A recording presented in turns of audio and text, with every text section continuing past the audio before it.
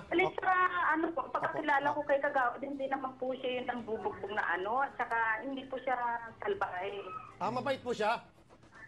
Opo, mabait naman po siya, hindi naman po okay. mananalo yung kung Mabait. Friendship ni madam. Siguro. Madam, may tatanong ako sa iyo, madam. Magandang gabi. Si Ben Tulfo, madam. po.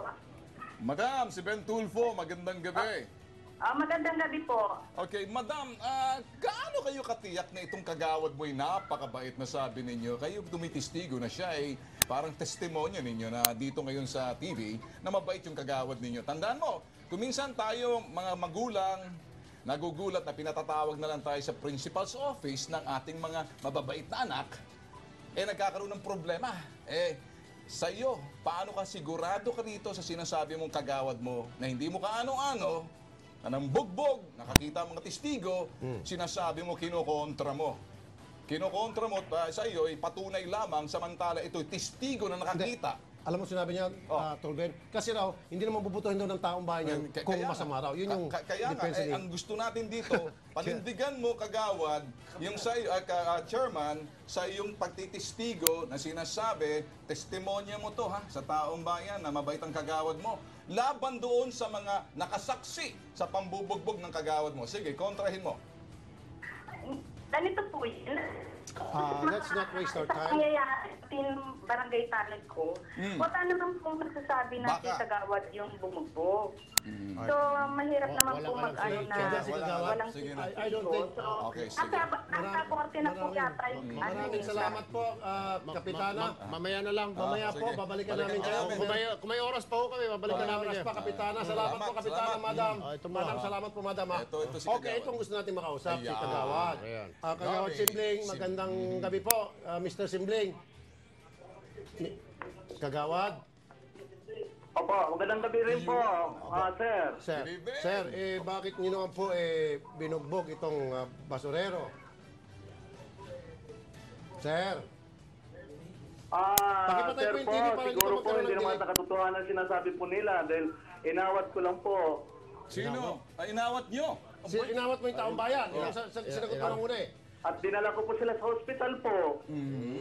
Sir, meron pong 3 testigo kami na interview na nakita pong pangyayari at sinasabing lahat ng mga sinabi nyo sa amin sa interview namin sa inyo, sa clippings, puro pong kasinungalingan dahil kitang-kita po nila ang ginawa niyong pagbubugbog doon sa basurero. At saka mabanggit ko rin sa Kagawad, meron na insidente before na sinampahan mo ata ng kaso sa piskalya at na-dismiss yung kaso laban sa basurero? May history na pala to? May history na kayo? Kagawad, kasi ang balita... Sir, talagang hindi po totoo yan. Siguro makakasagutan po nila rin, sir. Okay, ang tanong ko, Kagawad, bakit may baril ka, Kagawad? May lisensya ba yung baril mo? Kagawad, may lisensya ba yung baril mo? Wala. Wala. Wala. Bakit may baril Wala ka? po akong baril po, sir. At ako'y galing po ako sa ano. Wala, Sir, pakipatay muna yung TV, sir, kasi ang ginagawa, pinapakinggan mo yung boses mo sa TV. Sir, galing po ako sa Pure Gold po, sir. Namili po ako ng misis ko po, sir. Pakinggan mo itong sinabi ng witness, makinig ka, ha? Total, nanood ka rin Nakita lang. ko po na, ang daming tao sa tapat ko. Tahimik! Direct. Roll. Makinig ka, tingnan mo. Ano po, nangangalay po ng basura. Tapos tinutukan siya rito sa leeg ng baril. Kinalatad po siya. Tapos pinagbubog na po sila. Tapos may lumapit na 2 lalaki. Tapos nawakan si Yumi sa liig, sabay bunot ng baril at tinutok sa liig. Yan, Kagawad, 3 testigo nagsasabing, mga bata pa yung 2 na binugbog. Yung 2, ikaw yon at saka yung anak mo. Pinagtutulungan nyo, bugbugin yung basurero dahil akala nyo nagnanakaw ng used oil ninyo. Nautal ka na. Kagawad po, hindi, sir po, hindi po talaga totoo yan. Kasi nung nakita ko po yan, sir, talagang binubugbog po ng taong bayan po at ninakawan po yung bodega po namin. Bodega ninyo, bodega mo. So, pinagbibintangan mo nga na nagnakaw, akala mo na ninakawan ka na hindi naman, kaya nang bugbog ka. May testigo. May 3 testigo Baka akala ni Kagawad ang taong bayan siya. At saka yung 2 niyang anak. Sa bagay, taong bayan din. Ano po? Baka, tama sinabi nito, Lerwin. Ano sabi mo? Baka... Baka Hello po, sir. Siguro. Hoy! Kagawad! ang interpretasyon mo siguro ng taong bayan, ikaw at saka yung dalawang mong anak. Sabagay, mga taong bayan nga naman kayo. Oo nga, opo na, opo. Opo. Tatlo kayo. Wala.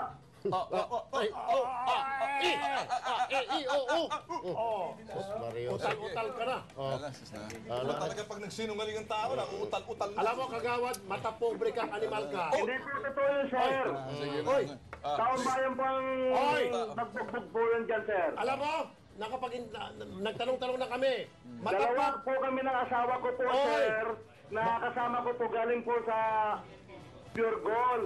Namili po Huwag kami. na, huwag mo na pagkakita dito yung pangalan ng kumpanya. Hindi asawa, nanginanakawan po kami. Sila pala. Ikaw batas. Kaya nga di ba? Ayun. Ngayon, akala nga niya, Siya ninanakawan siya, kaya binugbog niya yung basurero na Ayun padaan na. lang. Ayun Alam mo, eh. kagawad, nag-interview na kami, mata pobre ka nang walang hiya ka. Nako. Oh, Sir, bakit napakayaman mo ba? Pinanganak ka bang may ginto sa bibig? makapagsapat po yung aking misis po. Huwag mo na itama yung misis mo, magtatago ka sa palda ng misis mo. Yung misis ko po, yung aking po asawa. Hindi, huwag mo ilagay misis mo. Hindi kami nalaban sa misis mo. Ikaw. Usapang lalaki. Usapang lalaki to. Bakla ka ba? Ne. Nag-uusap tayo lalaki sa lalaki, ba't mo ako papasok sa misis Sige mo? po. Oh, Sige. sasampahan ka namin, tutulungan namin yung basurero, tutulungan namin siya makapagsampa ng kaso. Kasama ko rin po siya. Hindi pwede misis mo, ayokong kasabi mismo. Surrender ako sa mismo. Hindi, siguro maganda rito, makinig ka kagawad. Ikaw ang gusto kong makausap, lalaki Okay. sa lalaki. Kagawad, makinig ka para matapos na to, ha? Hindi po talaga po, sir. Okay, kagawad, makinig ka. Ako po yan, kahit itanong niyo po. Oy! Kagawad, makinig ka. Kagawad! Isa po ako niyakawan niya. Okay, kagawad, makinig Hindi ka. ko po nakakita po yun. Hindi po ako alam nila. Para kang batang kinakastigo. Talaga po, sir. Kagawad! Hindi po ako nang bubugbog. Oy! Tama na! Kagawad! Kung nandito ka lang sana, pinukpok ko na yung ulo mo ng basurahan. Okay, Ang tigas ulo mo. kagawad. Sige, kagawad. Ganito na lang, kagawad. Nakikinig ka na ba, kagawad? Kagawad! Kagawad! Baka nagtago na sa palda misis niya. Opo. Ay, palda lang pala ang Opo, susi. sir. Okay, kagawad. Huwag mo nang uulitin tong ginagawa mo, kagawad, ha? Eto'y may diin na ang sinasabi ko sa iyo. Usapang lalaki to. Tigilan mo na. Narinig mo kami. Bakit papasagot sa misis niya yung tanong mo? Hindi. Ikaw, Sir. makinig ka.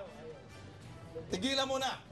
Hindi, sasampahan na natin ang kaso. Sasampahan ka rin ng kaso. Bahala sila, Rafi. Ikaw at ako, may mensahe na ako sa iyo, si Bitag. Yan. Tigilan mo na. Ayan. At saka, huwag ka na magtago sa palda ng misis mo, pati si chairwoman. Andres Bonifacio yan, di ba? Pati, Ay, tama. Tama, Andres! Oy, Happy Andres Bonifacio Day, kagawad. Kagawad Andres Bonifacio, sibling. Nakaabot na sa yung mensahe. Tigilan mo na. sasampahan natin ang kaso. Tapos, mga tol. yan, may kaso pa si Tol, Rafi. Kaso, kriminal at saka administratibo. Oo, okay. Sige na, kagawad, salamat. Tumawag ka ulit sa palda ng misis mo, okay na. Okay na. Okay. Reklamo laban sa pulis Manila na nakapatay. Hoy! Oh, Ano naman? nakapatay ito dahil sa pamamalo ng baril sa ulo. Ano? Action natin live. Sa modus, may isang grupo ng mga dorobo ang kanilang estilo umupa ng bahay sa katabi ng Ponsya para manakawan ito. Hukay Tunnel Gang, abangan! Sasaluduhan naman natin ang RP Baseball Team dahil sa kanilang kabayanihan at dedikasyon para sa karangalan ng ating bansa. Abangan din. Rosario Dolete, 74 years old, nawawala. Anong ika-25 ng Sitiyat na Nobyembre, taong kasalukuyan, nakasuot ang senior citizen t-shirt. Kapag natagpuan, maaaring tawagan numerong 541-3470.